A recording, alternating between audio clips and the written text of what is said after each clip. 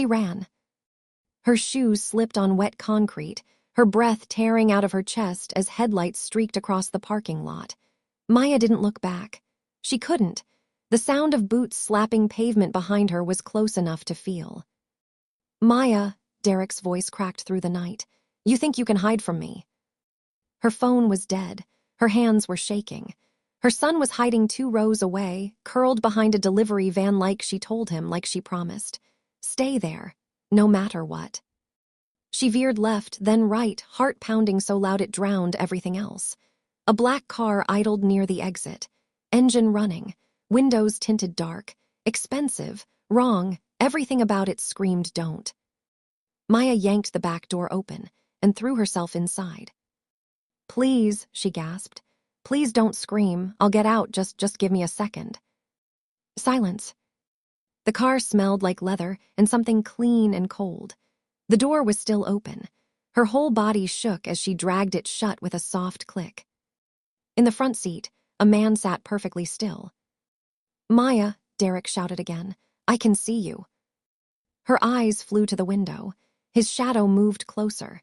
She shrank into the seat, hands up like that might make her invisible. The man in the driver's seat spoke without turning around. His voice was calm, too calm. If you stay, he said, you do exactly what I say. She nodded, tears streaking down her face. Okay. The doors locked with a heavy, final sound. Outside, Derek reached the car. He slapped his palm against the glass. Open the door, he snarled. This doesn't concern you. The man finally turned his head enough for Maya to see his profile. Sharp jaw, unreadable eyes. It concerns me now, he said. Derek laughed. You don't know who you're dealing with. The man's lips twitched. Neither do you. Maya pressed herself into the seat, heart hammering. Derek paced, peering through the tinted window, trying to see her. Maya, come out. You're embarrassing yourself. You always do this. She whispered, please don't let him take me. The man glanced at her in the mirror. Is he your husband? No. Boyfriend. Ex. Violent. Her silence was enough. Derek slammed his fist on the hood. Open the damn door. The man didn't raise his voice. Step away from the vehicle. Or what? Derek sneered. The man lifted his phone and tapped the screen once. Or you'll regret being here. Derek froze. His eyes narrowed as recognition crept in. Wait, you're... The man cut him off. Last warning. Maya's stomach dropped. She recognized him too now. She'd seen his face on the news, heard his name whispered like a threat. Alexander Cross. The billionaire everyone feared. The man people said destroyed lives without touching anyone. I hid in his car, she thought. I'm dead. Derek backed away a step, then another, but anger quickly replaced fear. You think you scare me? She's mine. She's not property, Alexander said. Derek laughed again, louder, more unhinged. You rich people think you own the world. This has nothing to do with you. It does, Alexander replied, because you're bleeding into my night. Derek's hand slid into his jacket. Maya's breath caught. He has something, she whispered. Please. Alexander's eyes hardened. Do not reach for that, he said. Too late. Derek pulled out a knife. Everything exploded at once. Maya screamed. Alexander hit the accelerator. The car lurched forward, tires screaming as Derek stumbled back, cursing. The car shot through the lot, weaving between parked vehicles. Maya clutched the seat, sobbing. My son is still here. Alexander slammed the brakes near the exit. Where? Blue van, 2 rows back, please. He turned the car hard, speeding back toward the rows.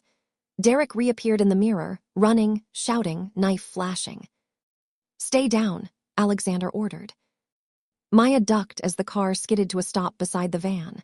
Her son's face appeared, pale and terrified. Mama. She flung the door open. Get in, now. He scrambled inside, crawling over her as Alexander floored it again. Derek screamed something feral behind them as the lot disappeared. Maya pulled her son close, both of them shaking. It's okay, I've got you. Alexander drove in silence for a moment, then spoke. He knows where you live. Yes. He's been to your work. Yes. You've reported him. Yes, they said there wasn't enough. Alexander nodded once. There is now. Maya stared at him. What does that mean? It means he made a mistake tonight. Her son whispered, Is he a bad man? Alexander glanced back. Yes. Are you? The boy asked. Alexander paused. No, he said quietly, just a prepared one. Sirens wailed in the distance. Maya flinched. Police. Yes, Alexander said, and others. Others, she echoed. Alexander's phone buzzed. He answered it on speaker. Yes. A voice crackled through. We have eyes on him. Knife confirmed. Prior warrants confirmed. Good, Alexander said. Proceed. Maya hugged her son tighter. What's going to happen to him? Alexander didn't answer right away. The sirens grew louder, then faded as they passed. Justice, he said finally. The kind that sticks. Maya swallowed. Why are you helping us? Alexander's jaw tightened. Because someone should have helped my wife. The car fell silent again. Maya didn't ask anything else. They drove until the city lights softened. Alexander pulled into a guarded property and stopped. You'll stay here tonight, he said. Security, food, beds. Maya shook her head. I can't accept this. You already did, he replied gently. She looked at him, tears fresh in her eyes. Thank you. Alexander nodded once. This isn't over. She felt it too. The danger hadn't ended. It had just changed shape. As guards approached the car, Maya held her son and whispered, We're still alive. And somewhere behind them, Derek was screaming into the night, realizing too late that the most dangerous place to hunt had been someone else's territory. Maya didn't sleep that night. The bed was soft, too soft, the room too quiet.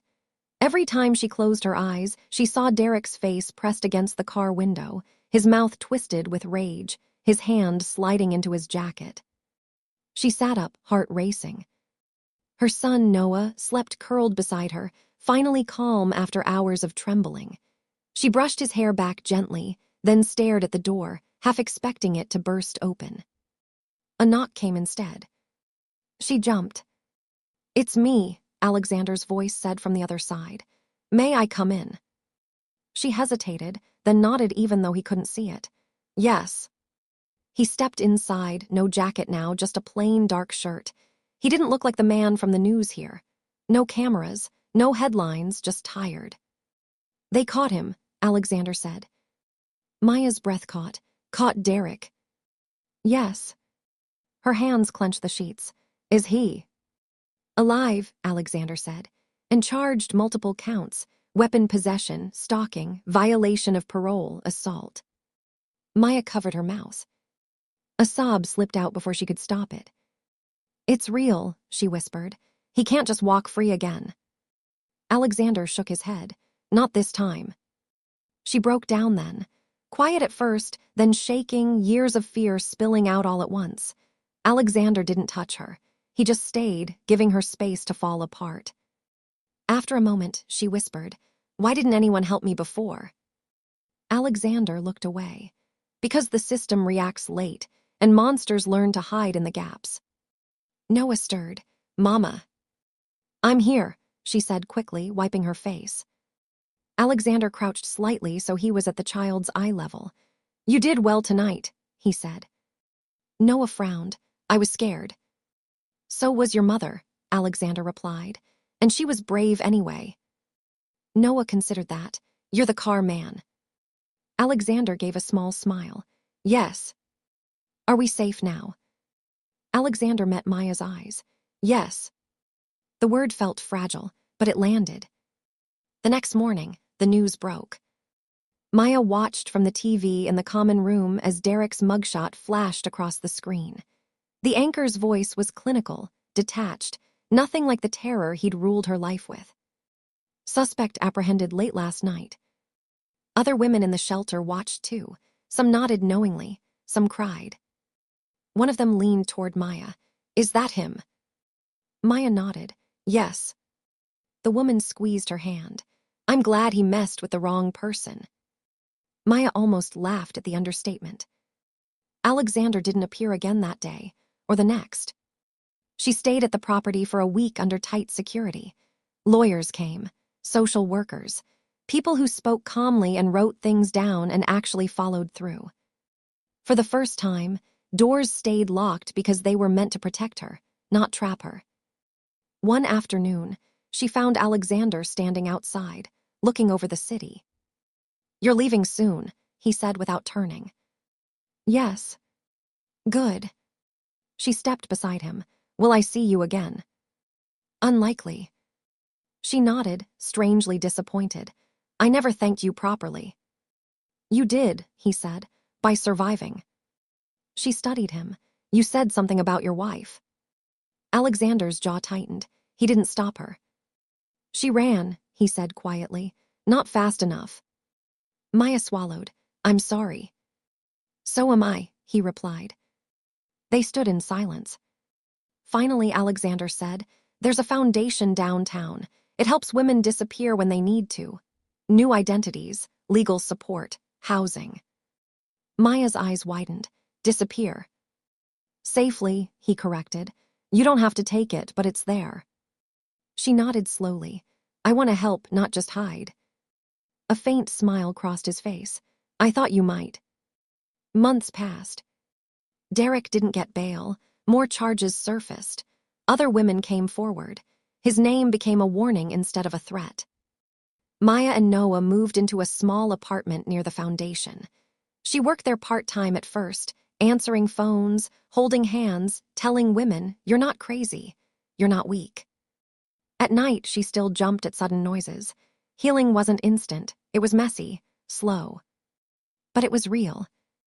One evening, an envelope arrived at the foundation. No return address. Inside was a donation, large enough to keep the place open for years. And a note. "For the ones who run and keep running." Maya smiled through tears. She never saw Alexander again. But sometimes, when she locked the doors at night and checked on Noah, she thought about that car. About how terror had shoved her into the last place she ever thought she'd be safe. Years later, Maya would tell her story to new women sitting across from her, hands shaking just like hers once did. "I thought hiding was a weakness," she'd say. "Turns out, surviving takes more courage than standing your ground." She'd pause, letting that sink in. "And sometimes," she'd add softly, "the most dangerous place to hide is the only place that saves you." If this story moved you, don't forget to like this video. Subscribe for more powerful stories like this. And comment below, would you have opened that car door? Your support keeps these stories alive.